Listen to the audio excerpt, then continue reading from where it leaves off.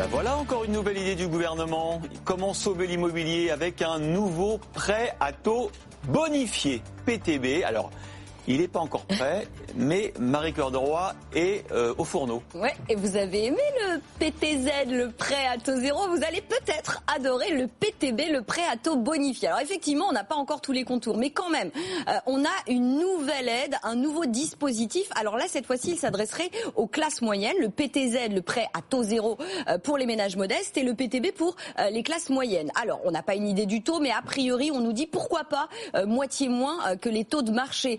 Le député qui est chargé de plancher sur le sujet nous dit, par exemple, un prêt à taux de 2%. Donc ça, c'est un premier élément, un indicateur sur ce à quoi va potentiellement ressembler ce PTB. Par contre, on a beaucoup d'inconnus, notamment les ménages éligibles. On parle de classe moyenne, mais ça veut dire combien en plafond de ressources. On sait d'ores et déjà que le prêt à taux zéro, pour une personne seule, il s'arrête à 24 000 euros dans les zones rurales et il va jusqu'à 37 000 dans les zones tendues. Donc on irait sans doute un petit peu au-delà. Mais il y a encore d'autres incertitudes sur est-ce que c'est que pour les primo-accédants ou les secondos ou les investisseurs?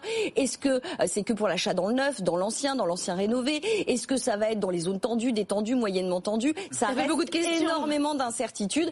Et la clé, ce sera surtout ce qu'on appelle la quotité, c'est-à-dire la part de l'emprunt qui sera financé avec ce taux préférentiel. Ah oui. Aujourd'hui, le PTZ, on va quand même de 20 à 40% des crédits qui peuvent être financés à taux zéro pour le PTZ. Bon, est-ce qu'on a un exemple concret, Marie, de ce qu'on peut gagner avec un PTB? Oui, j'allais pas arriver complètement sans rien sur le plateau quand même. Avec que les questions. Donc, j'ai demandé à un courtier, en l'occurrence Empruntis, de faire une simulation. On est parti sur donc un PTB à 2% d'intérêt pour un crédit de 300 000 euros avec une quotité, une part de l'emprunt financée à 40%. Et là, c'est assez spectaculaire. On a un ménage qui peut, au global, économiser environ 30 000 euros.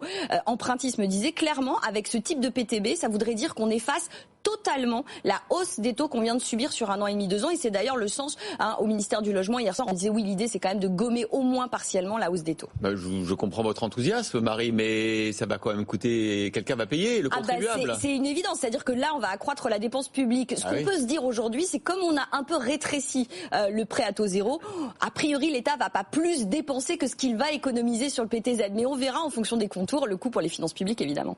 Merci beaucoup, Marie.